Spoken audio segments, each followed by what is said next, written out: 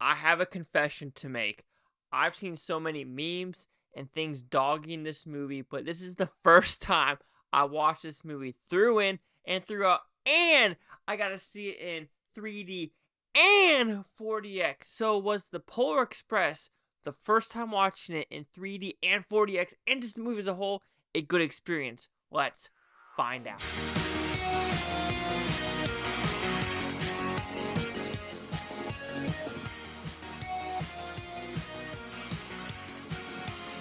Chase Lehocky here with the Blue Futon reviewing the Polar Express 3D 4DX. So let's talk about the 3D first. So first off, I think this movie came out in 2005. So I don't know how predominant 3D technology was at this time, but seeing this in 3D was fantastic. A lot of pop-out effects, a lot of depth effects, and I truly was pleasantly surprised with what this movie brought with the snow effects, the train scene, the golden ticket scene. There's just a lot of things where I'm like, yep, that looks good.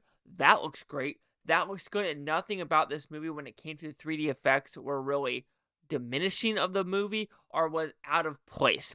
The 4DX. I think this is one of the more fun 4DX experience I've had.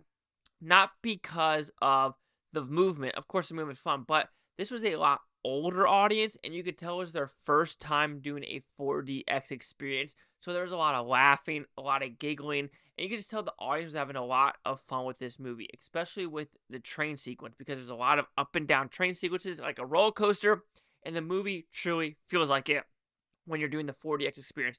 A good amount of water, especially on the bridge and also the lake, and snow effects. A lot of snow effects or bubbles pretending to be snow. Also, I think the most interesting one was the golden ticket kind of falling from the sky and landing on the snow before the wolves come. And it was an interesting rocking motion that was going with the ticket.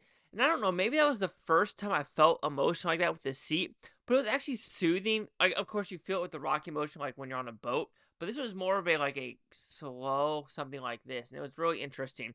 So, unfortunately, for people watching this on a Wednesday, this was shown on a Monday and Tuesday. I don't know if they were supposed to do a Tuesday. The reason I say that is I had tickets for this like 2 weeks ago on the Monday. Then they decided to do a movie mystery Monday, and I said, I'm going to rather watch that instead. And it was The Fire Inside, pretty good film. But then I looked at Regal app today, and it said, oh, Polar Express is playing again today because it was sold out yesterday. So like, let me see.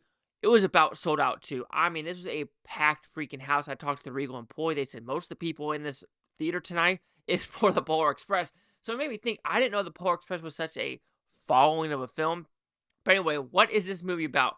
Pretty simple. A kid who his belief in Santa Claus is kind of diminishing.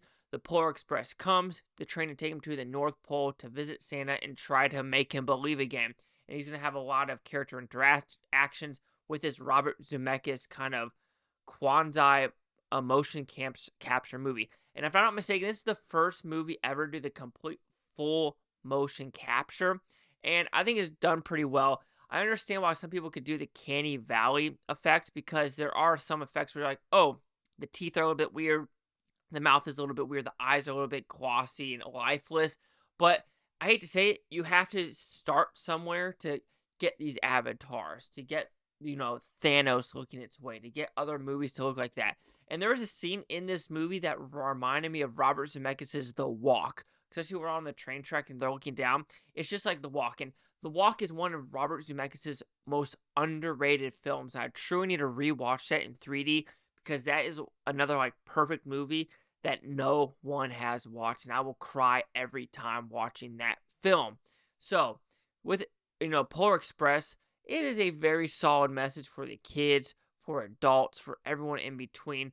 I do feel the message in this movie about belief, and I love Christmas. I'm a huge sucker for Christmas. So anything that talks about, believing in Santa Claus or just not losing that belief in yourself or in just the unimaginable is really sad. I think that's why I like movies so much too, because it kind of takes me out of the real world and puts me into different scenarios and different worldviews, as well as just different people's personalities.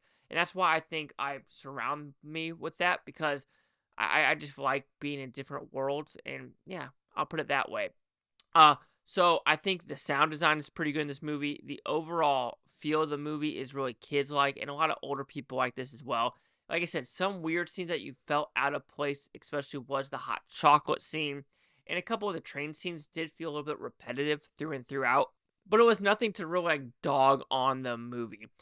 Voice acting, Tom Hanks did a good job. I don't know any other really voice actors in this film, so I'm going to be guilty. And I'm pretty sure Tom Hanks and Robert Zemeckis probably have the most movies together with director. I mean, it could be Leonardo DiCaprio, Martin Scorsese, but I think Robert Zemeckis and Tom Hanks is pretty up there. You have Here, you have this, you have Castaway, and others as well.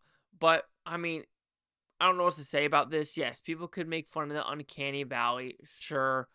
I mean, it's a 2005 movie, I believe, so, I mean, get over yourself at some point. It is 19 years old. Yes, there are some computer rendering issues with this movie because they're trying to do something so different, unique, and I'm kind of shocked this wasn't nominated for Best Animated Feature or Visual Effects at that point of what it is. It was like sound, song, and something else. Sound, song, and I don't remember what else. But overall, the Polar Express, I think kids should enjoy this one. I think adults can enjoy this one. Yeah, like I said, some of the animation is a little wonky. It is. Like some of the elf scenes and everything like that. But if you just want a good, heartwarming Christmas movie, I don't think you could go wrong with Polar Express. But like I said, if it comes back to 3D, 4DX next year, I highly recommend it. Or if Regal or other theaters, Cinemark, decide to re-release it closer to Christmas, do it. So the Polar Express will receive a 3.5 out of 5 with Futons, which equals at 70%. Let's see the critics and user scores gave this one. So critics a 55% with 211 of them. Audience score 64% with over 100,000. Critic consensus. Though the movie is visually stunning overall, the animation for the human characters isn't lifelike enough and the story is padded. I mean, sure, but I think this movie was one where people dogged on it in the beginning, but people grew on it throughout the years. Anyway, actually it was 2004, so 20 years. It came out 20 years ago. Holy crap. 55, 64, 70. Chase out here at the Blue Futon. Like, comment, subscribe. One more thing, Bluetontopia. You Blue Tony Snake, watch. Have a great day. I can watch this tape tomorrow, week from now, month, or a year from now, every single freaking one of you. Peace and love, peace and love. And yeah, just be a good person in the world.